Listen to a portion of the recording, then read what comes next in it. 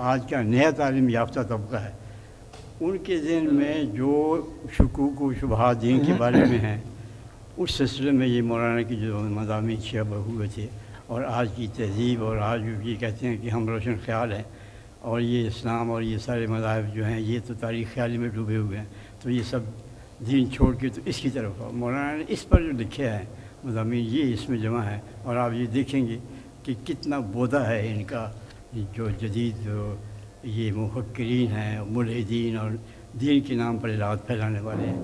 انشاءاللہ اس میں ایک ایک مضمون جو ہے اس میں بڑا اطمینان کا سامان موجود ہے۔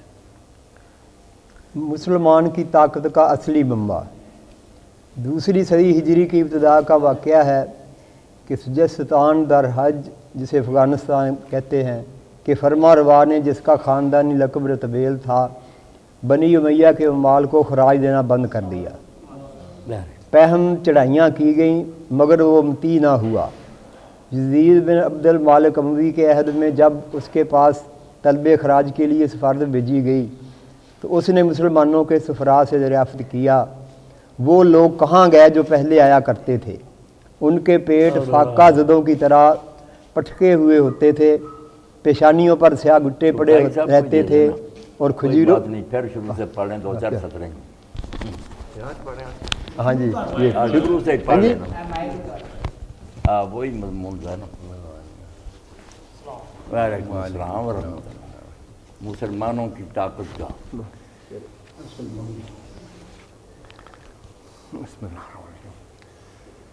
تنقیحات کے بارے میں جی۔ مضمون مسلمان کی طاقت کا اصلی منبع۔ دوسری صدی ہجری کی ابتدا کا واقعہ ہے کہ سجستان در حج کے فرما روا نے، جس کا خاندانی لقب رتبیل تھا، بنی امیہ کے اموال کو خراج دینا بند کر دیا۔ پہم چڑھائیاں کی گئیں مگر وہ مطیع نہ ہوا۔ یزید بن عبد المالک اموی کے عہد میں جب اس کے پاس طلب خراج کے لیے سفارت بھیجی گئی تو اس نے مسلمانوں کے سفراء سے دریافت کیا وہ لوگ کہاں گئے جو پہلے آیا کرتے تھے۔ ان کے پیٹ فاقہ زدوں کی طرح پٹکے ہوئے ہوتے تھے، پیشانیوں پر سیاہ گٹے پڑے رہتے تھے، اور کھجوروں کی چپلیں پہنا کرتے تھے۔ کہا گیا کہ وہ لوگ تو گزر گئے۔ رتبیل نے کہا اگرچہ تمہاری صورتیں ان سے زیادہ شاندار ہیں مگر وہ تم سے زیادہ عہد کے پابند تھے، تم سے زیادہ طاقتور تھے۔ مورخ لکھتا ہے کہ یہ کہہ کر رتبیل نے خراج ادا کرنے سے انکار کر دیا اور تقریباً نصف صدی تک اسلامی حکومت سے آزاد رہا۔ یہ اس عہد کا واقعہ ہے جب تابعین و تبع تابعین کثرت سے موجود تھے، ائمہ مجتہدین کا زمانہ تھا۔ نبی صلی اللہ علیہ وسلم کے وصال کو صرف ایک صدی گزری تھی۔ مسلمان ایک زندہ اور طاقتور قوم کی حیثیت سے دنیا پر چھا رہے تھے۔ ایران،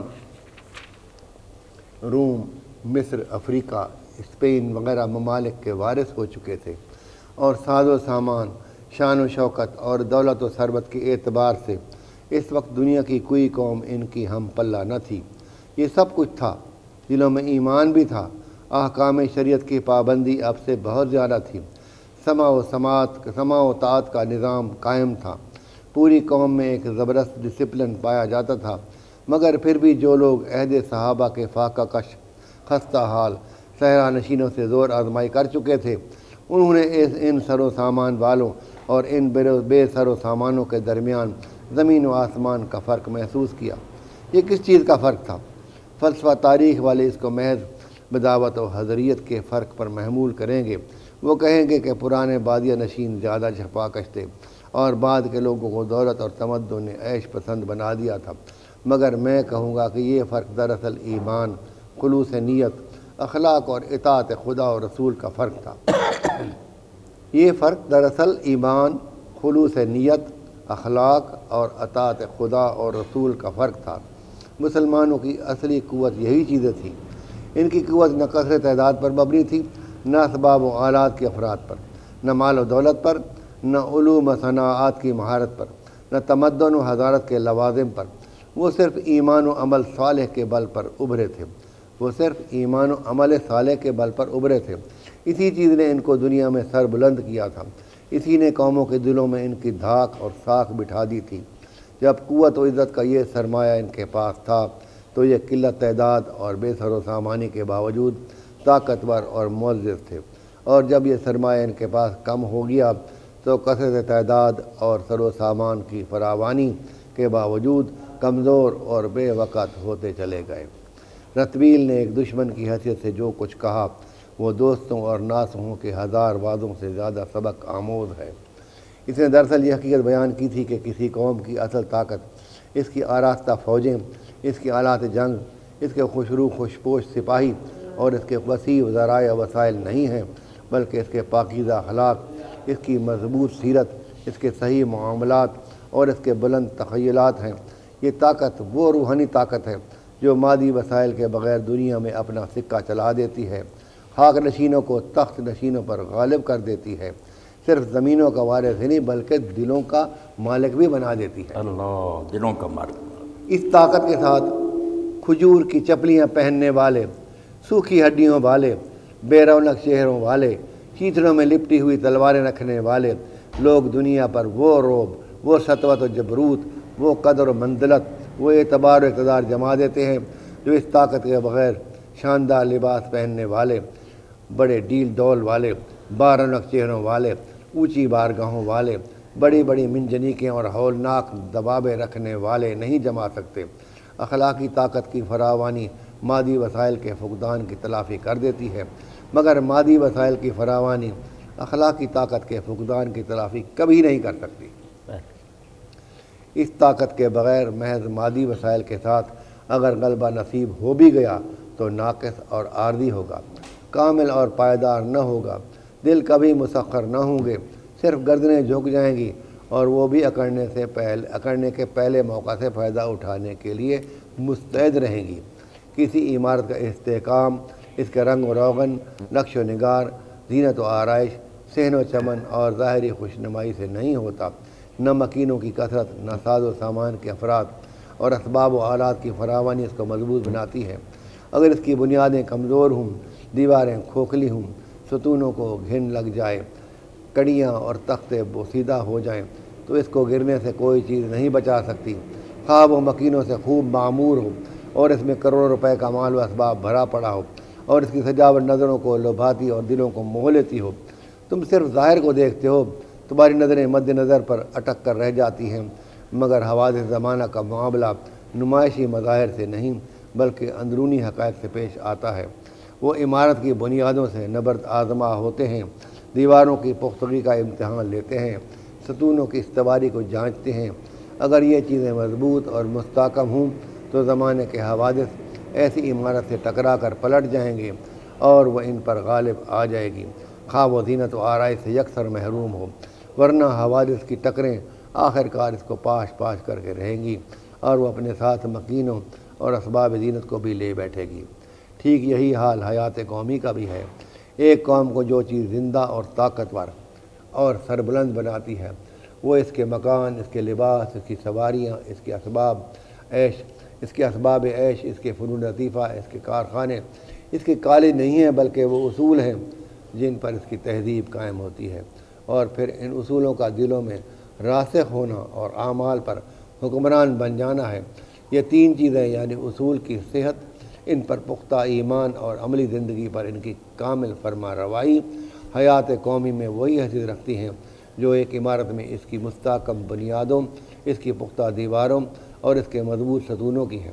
اس قوم میں یہ تینوں چیزیں بدرجہ اتم موجود ہوں، وہ دنیا پر غالب ہو کر رہے گی، اس کا کلمہ بلند ہوگا، خدا کی زمین میں اس کا سکہ چلے گا، دلوں میں اس کی دھاک بیٹھے گی، گردنیں اس کے حکم کے آگے جھک جائیں گی اور اس کی عزت ہوگی، خواہ وہ جھونپڑوں میں رہتی ہو، پھٹے پرانے کپڑے پہنتی ہو، فاقوں سے اس کے پیٹ پٹخے ہوئے ہوں، اس کے ہاں ایک بھی کالج نہ ہو، اس کی بستیوں میں ایک بھی دھواں اڑانے والی چمنی نظر نہ آئے اور علوم و زراعت میں وہ بالکل صفر ہو۔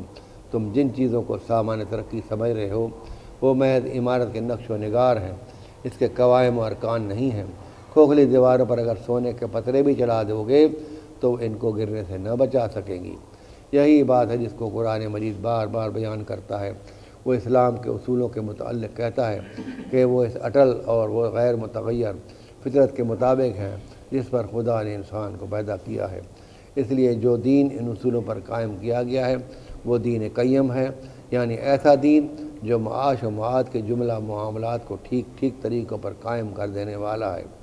فَأَقِمْ وَجْهَكَ لِلَّذِينَ حَنِيفًا فطرت اللہ التی فطر الناس علیہا لا تبدیل لخلق اللہ ذالک الدین القیم ولکن اکثر الناس لا یعلمون۔ سورہ روم آیہ نمبر 30 ہے۔ پھر وہ کہتا ہے کہ اس دین قیم پر مضبوطی کے ساتھ جم جاؤ، اس پر ایمان لاؤ اور اس کے مطابق عمل کرو۔ اس کا نتیجہ خود بخود ظاہر ہوگا کہ دنیا میں تم ہی سربلند ہوگے، تم ہی کو زمین کا وارث بنایا جائے گا، تم ہی خلت و خلافت سے سرفراز ہوگے۔ سورہ مائدہ کی آیہ میں خالی یہاں پر ختم نہ کریں یا اور پڑھیں۔ سورہ مائدہ کی آیہ نمبر 56، بخلاف اس کے جو لوگ بظاہر دین کے دائرے میں داخل ہیں مگر دین نہ تو ان کے دلوں میں بیٹھا ہے اور نہ ان کی زندگی کا قانون بنا ہے، ان کے ظاہر تو بہت شاندار ہیں اور ان کی باتیں بہت مزیدار ہیں، مگر حقیقت میں وہ لکڑی کے کندے ہیں جن میں جان نہیں۔ وہ خدا سے بڑھ کر انسانوں سے ڈرتے ہیں، ان کے اعمال سراب کی طرح ہیں کہ دیکھنے میں پانی نظر آئیں مگر حقیقت میں کچھ نہیں۔ ایسے لوگوں کو اجتماعی قوت کبھی نصیب نہیں ہو سکتی کیونکہ ان کے دل آپس میں پھٹے ہوئے ہوتے ہیں اور وہ خلوص نیت کے ساتھ کسی کام میں اشتراک عمل نہیں کر سکتے۔ ان کو وہ قوت ہرگز حاصل نہیں ہو سکتی جو صرف مومنین صالح کا حصہ ہے۔ ان کو دنیا کی امامت کا منصب کبھی نہیں ملے گا، ان کے لیے بجز اس کے اور کوئی انجام نہیں کہ دنیا میں بھی ذلت و خواری اور آخرت میں بھی عذاب و عقاب۔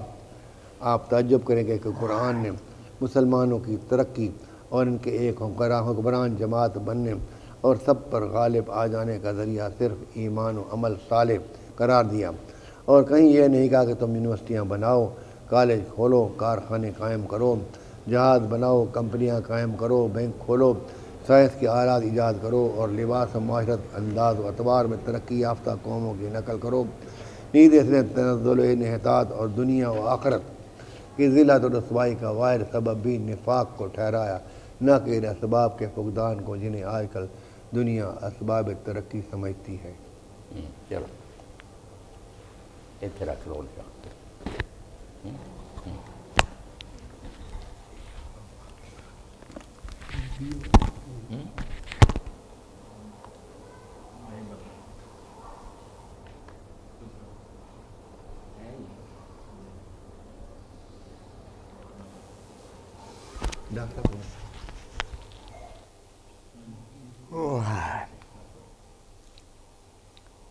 حکیم صاحب کو دے نا، حکیم صاحب بزرگ ہے نا، پہلے کچھ فرمائیں گے نا۔ بسم اللہ۔ مسلمان کی طاقت کا اصل منبع۔ مسلمان کی طاقت کا اصلی منبع، جیسے کہ آپ سن چکے ہیں کہ مسلمان کی طاقت کا اصلی منبع جو ہے وہ اس کا ایمان اور اس کا عمل صالح، یہ اس کی طاقت کا اصلی منبع ہے۔ یہ جو کر و فر اور یہ جو بڑے بڑے عمارتیں اور ٹھاٹ باٹ ان میں نہیں ہے۔ یہ پوری تاریخ ہماری جو ہے اس بات پر شاہد ہے کہ ہم نے ٹھاٹ باٹ سے کچھ نہیں کمایا، لیکن ہم نے یہ سادہ لباس میں اور پھٹے ہوئے کمرے میں جو کچھ ہمیں حاصل ہوا وہ اس ٹھاٹ باٹ سے حاصل نہیں ہوا۔ جب حضرت عمر رضی اللہ عنہ کے زمانے میں ایرانی فارسی فوجیں اور عرب مسلمان فوج مقابل تھی، مدائن جو ان کا دارالسلطنت تھا وہ اب سامنے تھا، درمیان میں دجلہ تھا، دریا۔ ایرانیوں نے یہ کیا کہ وہ جتنے پل تھے سارے توڑ دیے تاکہ مسلمان جو ہیں وہ اس کو عبور نہ کر سکیں۔ اب آپ دیکھیں کہ انہوں نے تو اپنی طرف سے پورا بندوبست کر لیا کہ اب وہ حالانکہ تعداد میں یہ کم تھے، اسلحے میں یہ کم تھے، ہر لحاظ سے ان کا ساز و سامان جو ہے اس میں کمی تھی، اور اس کے علاوہ یہ ہے کہ سرزمین ان کی تھی، ملک ان کا تھا، جہاں انہیں ساری سہولت حاصل تھی، وہ ملک کے چپے چپے سے واقف سے جانتے تھے، اور یہ تو اس ملک میں اجنبی تھے۔ لیکن جب انہوں نے دیکھا کہ ساری کشتیں ٹوٹی ہوئی ہیں اور کچھ نہیں جا سکتی تو گھوڑا ڈال دی جاتی ہیں، پورا لشکر جو ہے وہ اس کے پار پہنچ گیا. اب وہ دیکھ کے وہ جب یہ پار گئے انہوں دیکھ رہے تھے، حیران ہو گئے. طبری لکھتا ہے کہ انہوں نے یہ ان کی زبان سے نے کہا دیوا آمدد کہ انسان تو یہ نہیں کر سکتا، یہ تو کوئی جنات آ گئے ہیں، اب کہاں سامنے ٹھہر سکتے تھے. یہ قوت تھی جو ان کے اندر، ایمان کی قوت تھی جنہوں نے ان سے اندر وہ عبور دریا کرایا، اور اتنی بڑی سلطنت جو ہے اس کو گھیر کر دیا ان کے سامنے. اب آپ یہ دیکھیں کہ جب وہاں مدائن سے جو کچھ خزانے ملے وہ آپ اندازہ نہیں لگا سکتے کہ وہ کتنی دولت تھی، اور خود جو اس کے لباس، اس کے جو ان کا شہنشاہ ایران تھا وہ کتنی قیمتی، اور جو کچھ وہ ملا، اور وہ گیا کس کے سامنے؟ مسلمانوں کے اس حکمران کے سامنے گیا جس کے جسم پر پیبند لگا ہوا کرتا موجود تھا. تو یہ آپ اندازہ لگائیے کہ اگر قوت کے لحاظ سے، دولت کے لحاظ سے، شان و شوکت کے لحاظ سے اگر کوئی چیز حاصل ہو سکتی تو وہ تو کسریٰ کو حاصل تھی، شاہ ایران کو حاصل تھی. حضرت عمر کو تو حاصل نہیں تھی، ان کے پاس تو ایمان کی دولت تھی موجود. اور یہ جو ہیں جب مقابل ہوئے تو ان سے وہ ان کا جو سپہ سالار تھا اس کے الفاظ وہ نقل کرتا ہے فردوسی، بڑی حقارت سے دیکھتے تھے مسلمان عربوں کو، کہتے کہ یہ کیا ہے؟ یہ سن شتر خوردن و سوسمار عرب را بجائے رسید استکار کہ تخت کیارا کمنا اردو تفو ورتبہ جرخ کردہ. اس پر سالار اپنے لوگوں سے کہتا ہے کہ یہ عرب جو ہیں اونٹوں کے پائے اور گو کھا کر ان کا دماغ اتنا خراب ہو گیا ہے کہ اب یہ کسریٰ کا تخت جو ہے اس کے لیے یہ اس کے درپے ہو گئے ہیں. لیکن وہی دیکھیے کہ ان کے ہاتھ سے کسریٰ کے جو تخت لوٹ گیا، وہ بھاگ گیا، وہ مارا گیا، اور ساری دولت جو ہے وہ مدینے میں آ کے پہنچ گئی.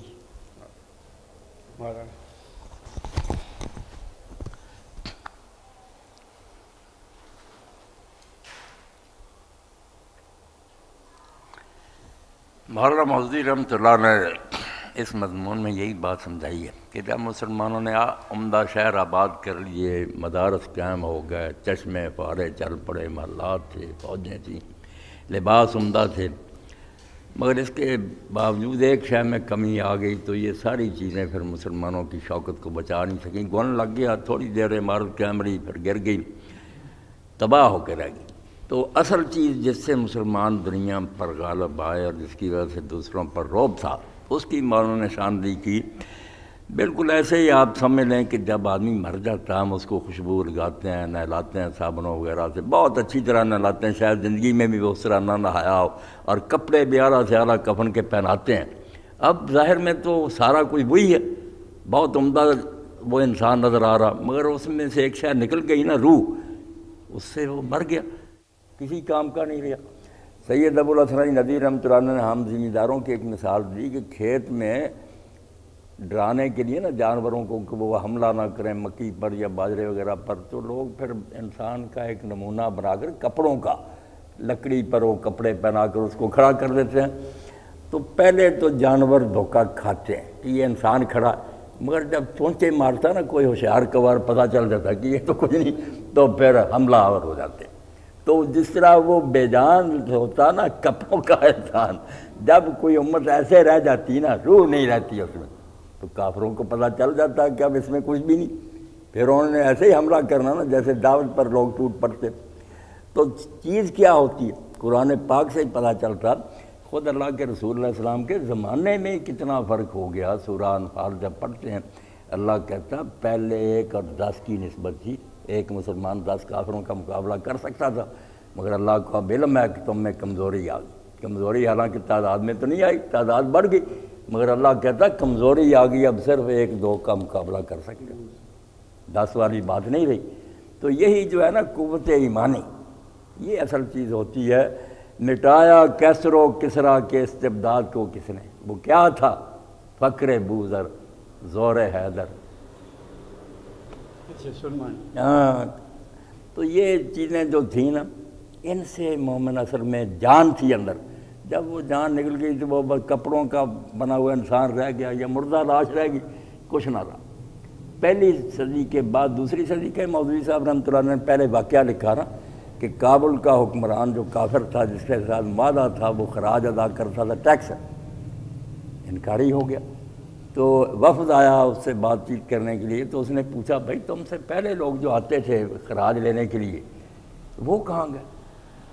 ان کے پیٹ فاقوں سے پچکے ہوتے تھے، ماتھوں پر سجدوں کے گھٹے ہوتے تھے، لباس پھٹے ہوتے. انہوں نے کہا وہ صف تو چلے گی. اس نے کہا تمہاری شکلیں ان سے اچھی ہیں، چہرے چمک رہے ہیں، کھاتے پیچھے اچھا ہو. مگر یہ قدرتی بات ہے کہ میرے دربار میں وہ جب داخل ہوتے تھے نا تو میرے دل پر جو ان کا رعب طاری ہوتا تھا وہ رعب تمہارا میں محسوس نہیں کرتا، اس لیے میں انکاری. 50 سال پھر اس نے اخراج نہیں دیا. مسلمان اس کا کچھ نہیں بگاڑ. دوسری صدی میں یہ فرق ہو گیا تو مودی صاحب کہتے ہیں یہ یونیورسٹیاں، باغات، ہیڈ اور یہ شہر اور فلاں فوجیں وغیرہ یہ سارا ہے ظاہر، اندر جان ہوئی تو ٹھیک ہے پھر یہ بھی چیزیں اچھی، ورنہ یہ بچا نہیں سکتی. مکان کو گھن لگ گیا. تو ایمان جو ہے نا اصل طاقت مودودی صاحب رحمۃ اللہ علیہ کے مضمون کا منشا یہی ہے کہ مسلمان کی طاقت کا اثر راز جو ہے نا وہ یہ ظاہری ساز و سامان نہیں ہے، یہ بہت بعد کی باتیں ہیں. اصل قوت جو ہے نا مسلمان کی ایمان ہے. ایمان ہو تو پھر وہ سارے معجزے دکھا سکتا ہے. تھوڑی تھوڑی جماعتیں بھی بہت سے لوگوں پر غالب آ جاتی ہیں، دنیا ان سے لرزاں ہوتی، کانپتی ہے دنیا.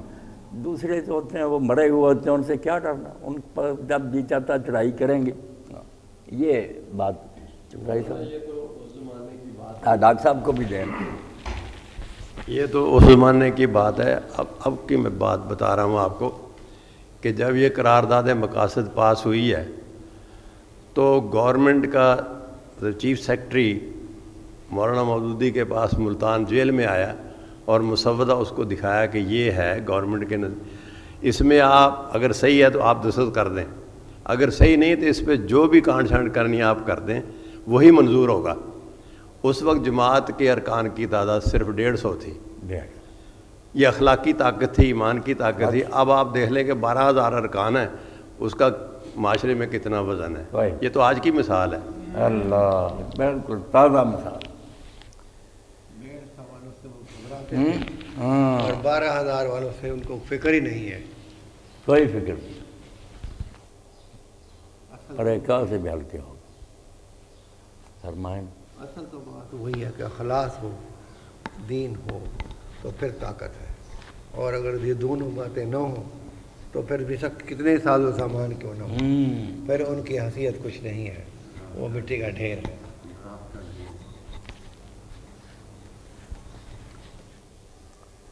جس زمانے میں مولانا یہ مضمون لکھا تھا اس زمانے میں اس پر بڑی گفتگو اور مسلمانوں کے قابل جو کہتے تھے کہ مسلمانوں کے زوال کا سبب کیا ہے. اس سلسلے میں مولانا نے یہ لکھا. کوئی کہتا تھا کہ پیسے نہیں ہیں ہمارے پاس، کوئی کہتا ہے ہماری تنظیم نہیں ہے ہمارے پاس، کوئی کہتا ہے کہ ہمارے مدارس ہمارے پاس تعلیم نہیں ہے، درسگاہیں نہیں ہیں، تجارت ہمارے پاس نہیں ہے. اس طرح کے لوگ بہت تشویش کیا کرتے تھے خون کے آنسو کو. یہ پتہ نہیں کتنی چیزیں اس پہ لکھی گئی. مولانا نے کہا کہ یہ سب چیزیں اپنی جگہ، لیکن اصل چیز تو وہ ہے جو روح ہے. جو روح نہیں ہے تو پھر مردے پہ آپ مکھن ملتے رہیں یا جو بھی کرتے رہیں کچھ نہیں بنے گا اس سے.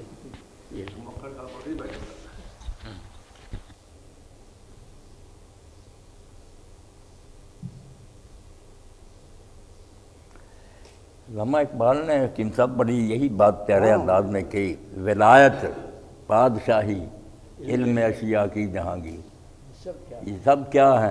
فقط ایک نقطہ ایمان کی طرف. وہ کہتے ہیں حکومت جو حاصل ہو جاتی ہے، آدمی بڑی بن جاتا ہے، سائنس میں وہ علم اشیاء کا ماہر ہو جاتا ہے، یہ کیا ہے؟ صرف ایک ایمان کے نقطے کی تفصیل ہے. ایمان ہوتا تھا پیدا، پھر ولی بھی ہو جاتا، حکمران میں ہو کر بھی وہ خلافت کرتا ہے، ایجادیں بھی کرتا ہے.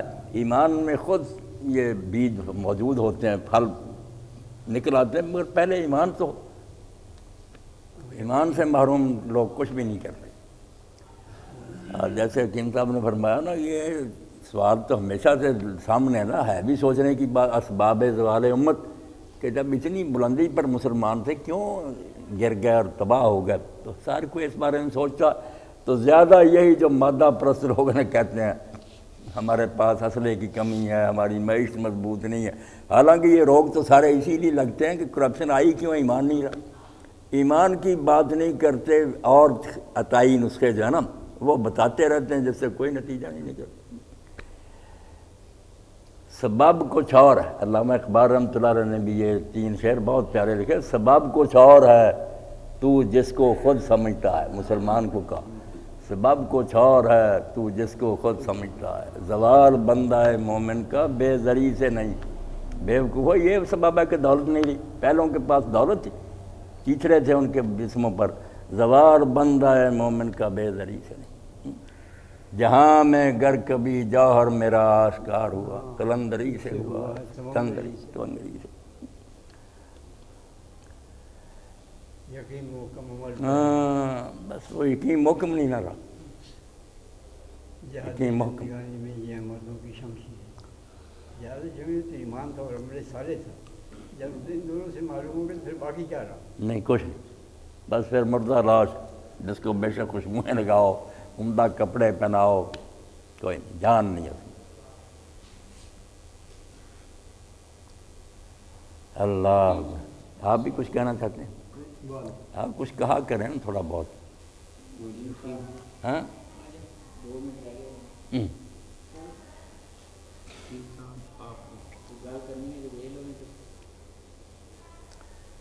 اللہ